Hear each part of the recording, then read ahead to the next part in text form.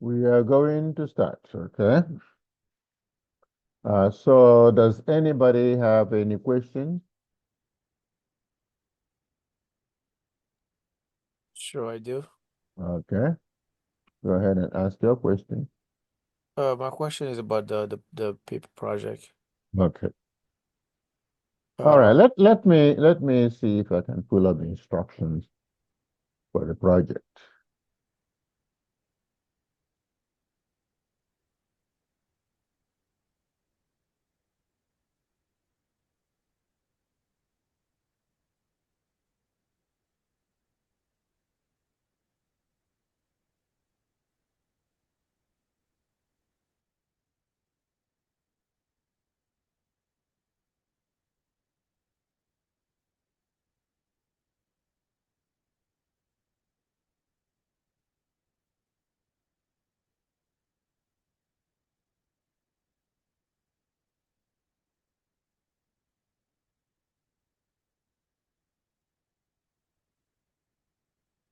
All right, so I'm going to pull up uh, the project instructions.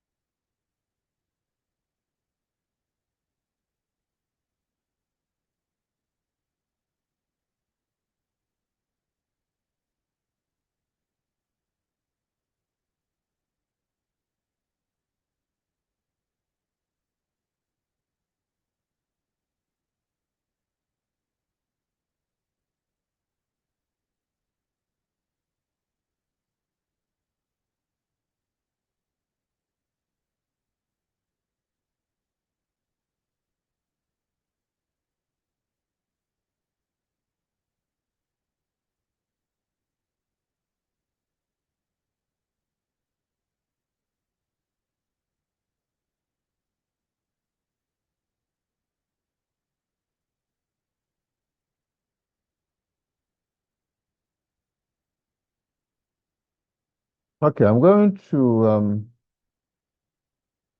share my screen.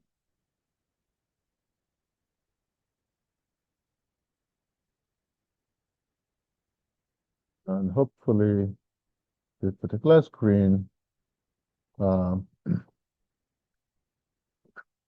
the project you're going to do or you're required to do uh, is called an annotated bibliography.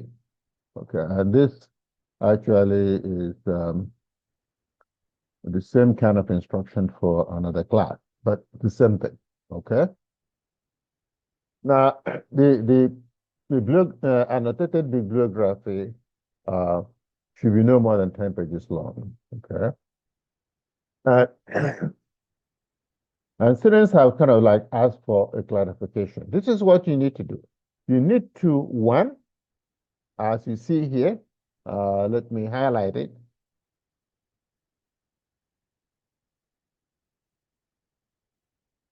This is very, very important. Identify a narrow topic. It has to be a very narrow topic. For example, if your topic, the war on drugs, that is just broad. That is what we talked about. But you need to like demonstrate that you can research a narrow topic. Let us say we talk about, say, drugs and family violence in Brooklyn in the 1960s. That is very um, narrow. And that is the kind of topic I want to see. Illicit drugs and family violence. So you identify 7 articles that talked about family violence in Brooklyn, and you will be able to get sufficient articles on that. Family violence in New York State in the 1960s due to drugs. And essentially, there are many angles from which family violence could have occurred. It could be that some drug dealer got into a quarrel with a fellow drug dealer and they got into violence. And there are articles in that area where you have gangs fighting over territory. All right? You can talk about, say, police corruption in Nevada uh, uh, during the drug wars. All right? You can talk about the life and times of Escobar, or a competition between the Medellin cartel and some other cartel in the drug business. Say in the 1960s or in the 1980s or since the 21st century. And then when you identify 7 articles on this topic, every article that you identify, so suppose you read a newspaper column about half a page long, I will not accept it because I'm going to verify what you submit. So you have to read articles that really have substantial content, at least 3 pages long. Okay, each one that you read, then you summarize each article in 1 page. So if you read an article that is 20 pages long, summarize that article in 1 page. If you read an article that is 3 pages long, summarize that article in 1 page. Now, each article that you summarize, you must cite its bibliographical reference first. Say, the capture and trial of Escobar. And it's a 7-page article. There are all kinds of issues you can read about the trial of Escobar, for example.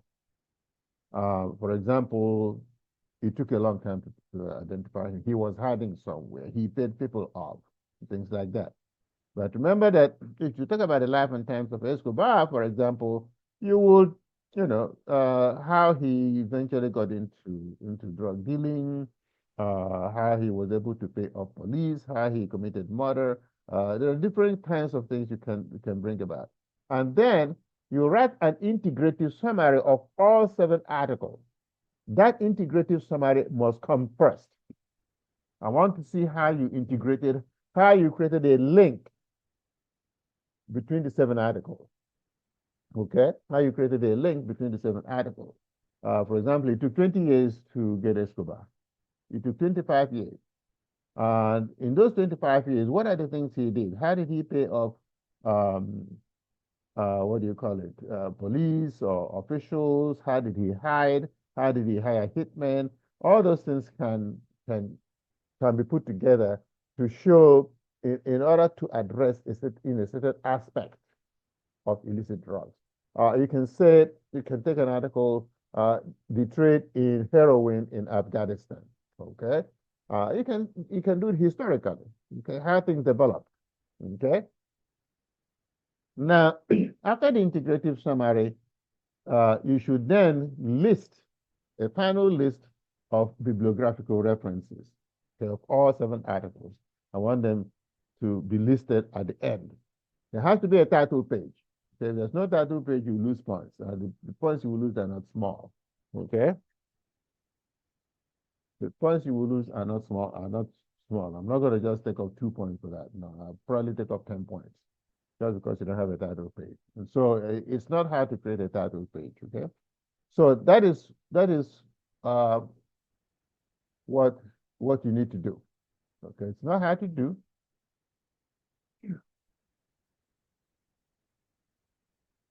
So any other question? Good night, Yes, Professor. I wanted to know if we had a final exam as well. The final exam? Do we have a final exam? Because I see Hmm? that we just have the paper. The final exam. Can you repeat that? Yes, yes, I said yes, there will be a final exam. Okay. There will be a final exam. The final exam will be posted on Wednesday next week, and it will be due on Thursday next week. Okay, it will be posted in the morning. By 6 a.m. you will see it, and you should complete it by Thursday the 23rd, which is the last day of class, and by the 25th you will see your grades.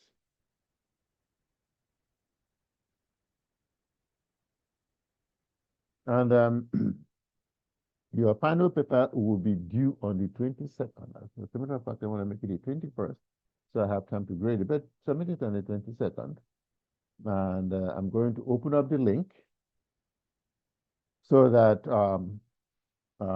if you want to start today, you can start today, tomorrow. I think I'll post it tomorrow, or maybe today. I'll post it after this, and so you can start.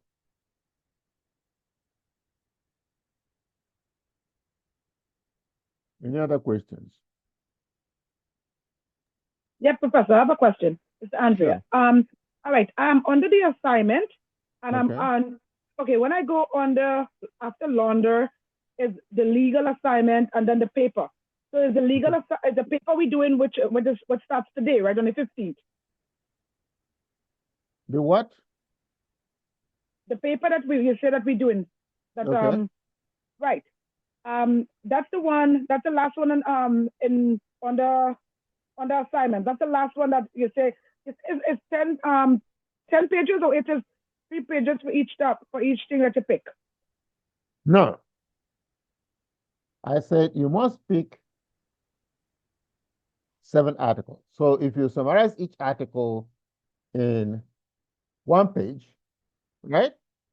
So that's 7 pages right there. Okay. Then you have an integrative summary that will usually be between 1 and 2 pages long. Right? That's 9 pages or 8 pages right there. Okay. And then you will summarize, you will submit a listing, a bibliographical listing at the end of your article. I mean, at the end of your paper. So that bibliographical listing of 7 articles is just going to be on 1 page. So 1 plus 7 is 8. 8 plus 1 is 9. Okay.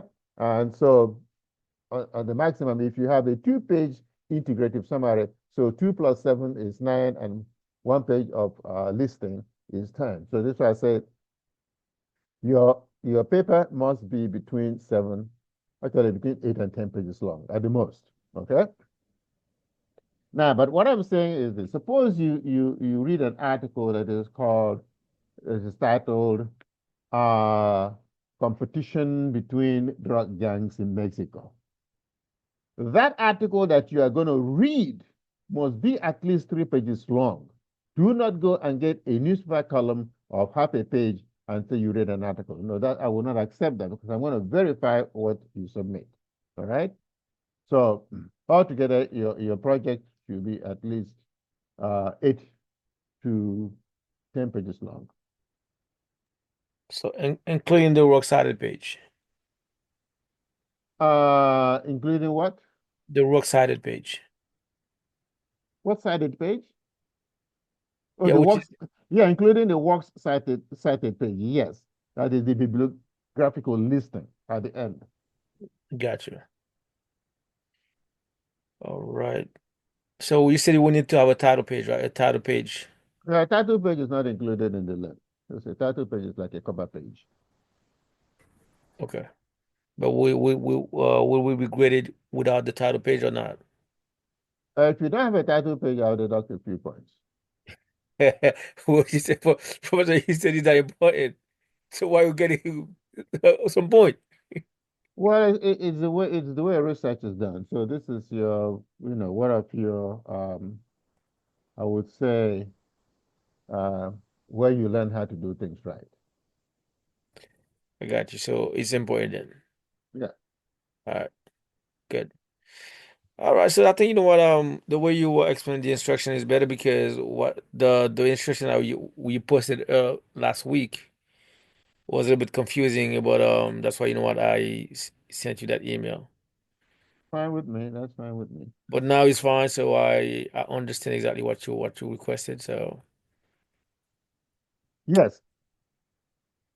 Let me then, just give you a little briefing. I see the way students answer questions on the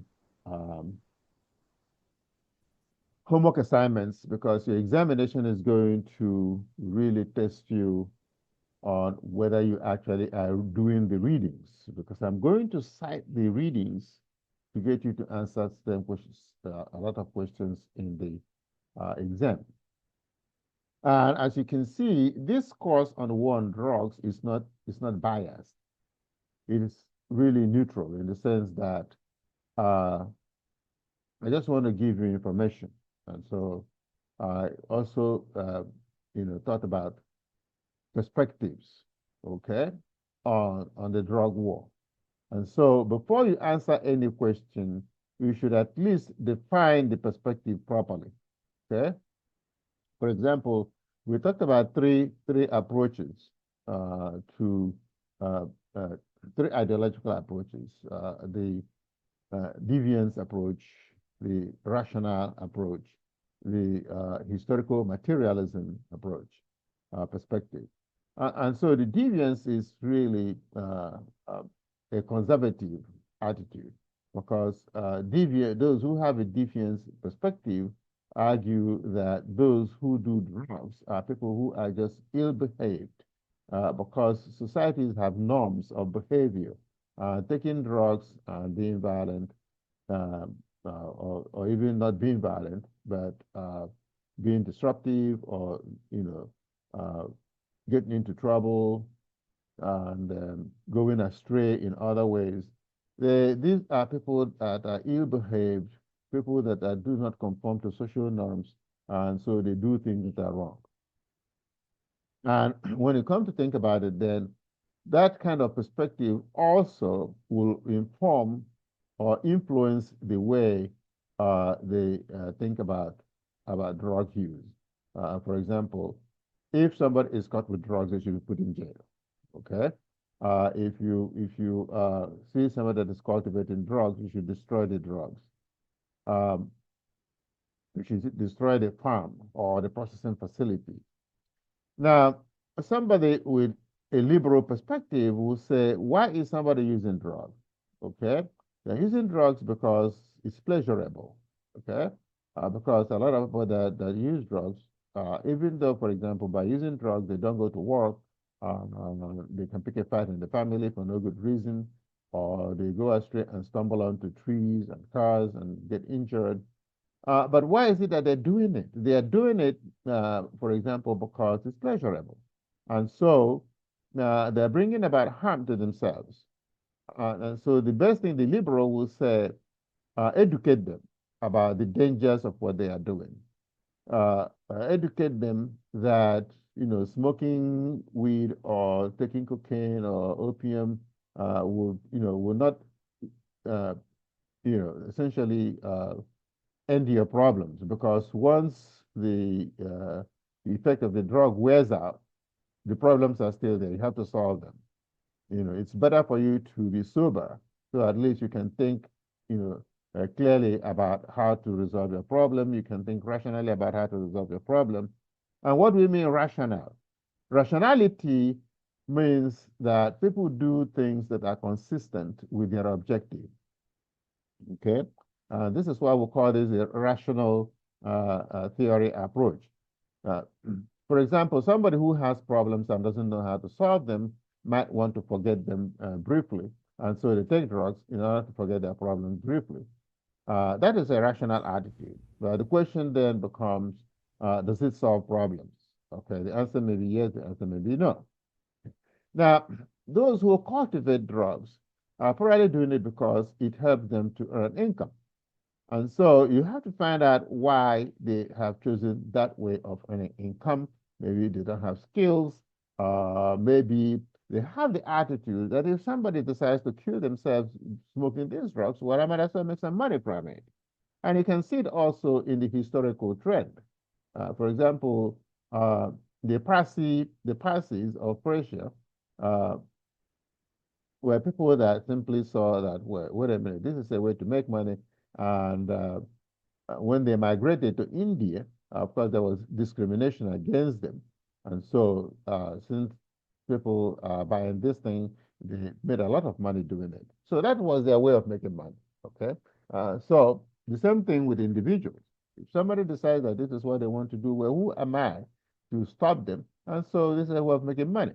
But the liberal approach will simply say, well, let us see if we can find alternatives for making money so that people can stay away from using this method. That is the liberal attitude. Okay. So, and so you will see, supply side approaches, demand side approaches. Supply side is the side that tries to address the production process, the distribution and the transportation aspect of it. The demand side tries to address those who use drugs and those who demand them. Because if there's no demand for it, then the supply will not be, there'll be no incentive to supply it. So if you are selling something that nobody wants to buy, you wouldn't sell it. Okay? So when you answer questions in the exams or even in the homework assignments, try to look at the questions and the answers from this perspective. Yeah, is that clear? Hello. Yes, it's clear. Okay, all right. So the exam will be posted on Yes, Wednesday this, next week. excuse me, Professor. Hello? Yeah, I'm here. Yeah, good evening. How are you doing this evening? All right, I'm fine, and you? I am doing okay. Um, for the final, for the exam, right? Yeah. I have a question. Is it possible it can be open before Wednesday?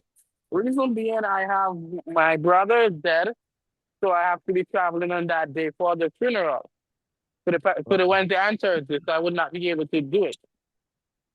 Okay, send me an email to remind me to try to open it, but I will not open it before noon on Tuesday. So you will have to do it after noon. Tuesday, okay, that'll be fine. Okay? But All right. try to send me an email by Monday next week. Okay, no problem. All right. All right. Any other questions? All right.